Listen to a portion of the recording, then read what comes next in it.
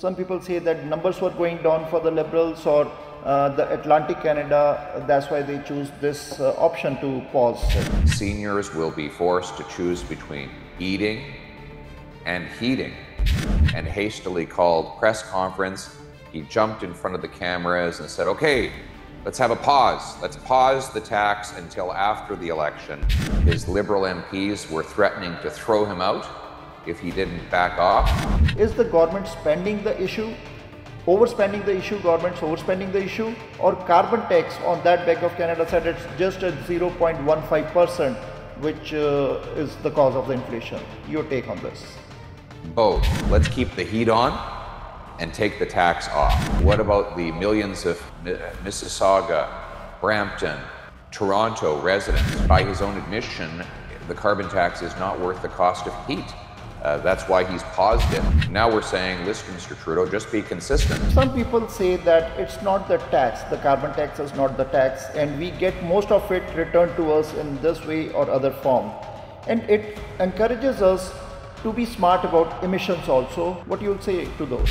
Axe the tax for all heating and give the same treatment to all Canadians. Don't you agree? I will require CMHC, which is responsible for approving apartment and condo financing, do so within 60 days, not 2 years. The CMHC don't hit those targets, they'll have their pay cut and they will or eventually be fired. Federal Opposition Party, Conservative Party of Canada, ਉਹਨਾਂ ਦੇ leader peer ਪੋਲੀਵੇਜ ਸਾਡੇ ਨਾਲ ਮੌਜੂਦ ਹੈ। ਗੱਲਬਾਤ ਕਰਾਂਗੇ carbon tax ਤੇ, ਜਿੱਥੇ ਸਰਕਾਰ ਨੇ ਫੈਡਰਲ ਗਵਰਨਮੈਂਟ ਨੇ ਅਨਾਉਂਸ ਕੀਤਾ ਹੈ ਕਿ 3 ਸਾਲ ਲਈ ਪੌਜ਼ ਕੀਤਾ ਜਾਏਗਾ ਹੋਮ ਹੀਟਿੰਗ ਆਇਲ ਜਿਹੜਾ ਹੈ ਐਟਲਾਂਟਿਕ ਕੈਨੇਡਾ ਲਈ। ਲੋਕਾਂ ਦੇ ਸਵਾਲ ਆ ਸੀਗੇ ਕਿ ਪੂਰੇ ਕੈਨੇਡਾ 'ਚ ਕਿਉਂ ਨਹੀਂ ਇਹਨੂੰ ਪੌਜ਼ ਕੀਤਾ ਗਿਆ। Mister Poilievre, welcome to Prime Asia first of all. Thank you very much. Great to be with you. Mr. Poilievre, recently, hopefully you might be happy now that government has announced 3-year pause till 2026 to pause the carbon tax on home heating oil, and that only for Atlantic Canadians, not for whole of the Canada. What is your take on this? Well, Justin Trudeau has now admitted that his carbon tax does not help the environment and it does not make people better off, as he claimed. He admits that it makes them worse off. That's why he has temporarily paused the tax on Atlantic Canadian home heating oil. However, he's not pausing the tax on cleaner, greener, natural gas heat in other parts of the country. So, for example, in Toronto and Brampton and Mississauga, Canadians will have to pay the carbon tax on their heat, even though it's a cleaner fuel, and even though their Liberal MPs are there supposedly representing them. So my common sense plan is let's take the carbon tax off all heat. In fact, let's axe the tax to bring home lower inflation for all Canadians. So you mean to say that axe the tax means remove the tax on any form of heating, either it's oil, it's a propane or a natural gas, because Canadians are also demanding that. We can't just remove it off of one fuel for one region and one voter group. It needs to be equal treatment for all Canadians. So Mr. Trudeau has admitted that his carbon tax is not worth the cost of heat.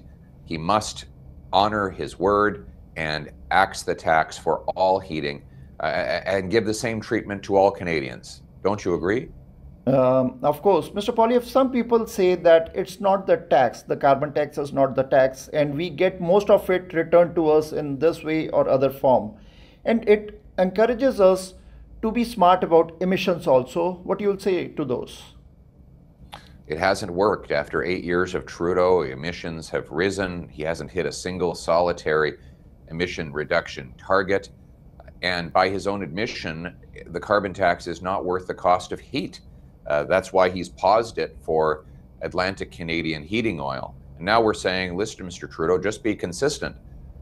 What about the millions of Mississauga, Brampton, Toronto residents who will struggle to heat their homes this winter? I say, let's take it off. Let's keep the heat on and take the tax off. Mr. Poilievre, what do you think the reason behind this for pausing the tax on oil heating only in Atlantic Canada? Because some people say that numbers were going down for the Liberals or the Atlantic Canada. That's why they choose this option to pause it. Justin Trudeau panicked. He saw that I was gaining support and holding massive Axe the Tax rallies in Atlantic Canada. His Liberal MPs were threatening to throw him out if he didn't back off.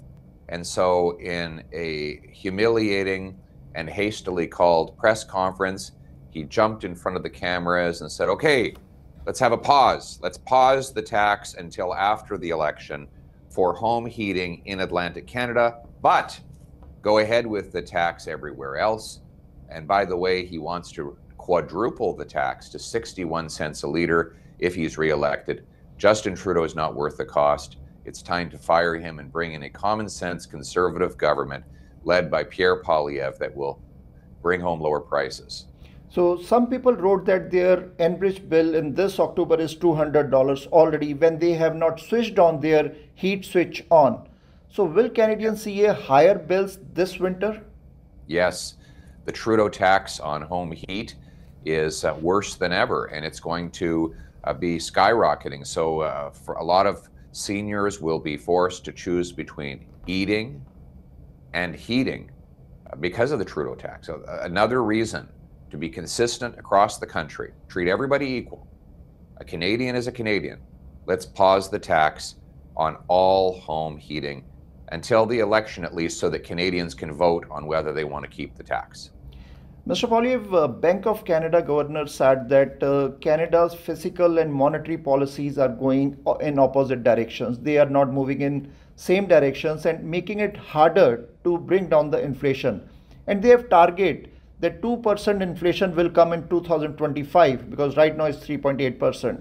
How you see this Bank of Canada statement? Is the government spending the issue, overspending the issue, government's overspending the issue, or carbon tax on that Bank of Canada said it's just at 0.15%, which is the cause of the inflation? Your take on this?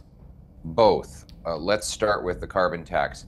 The governor of the bank admits that his calculations of the carbon tax contribution to inflation does not include secondary costs. So obviously you have the direct carbon tax cost of higher gas and home heating bills, but you also have indirect costs the bank admits it does not include in his calculation, like, well, I see you're wearing glasses and a jacket and a sweater. That had to be transported by truck. Well, when you carbon tax the trucker, he passes the cost on in your clothing. The same is true with food. You tax the farmer who makes the food and the trucker who ships the food, you tax the food itself. So that is not part of the calculation, but it is part of the real inflation Canadians pay. That's why I'm going to axe the tax to bring home lower prices. The second cause of inflation is deficit spending.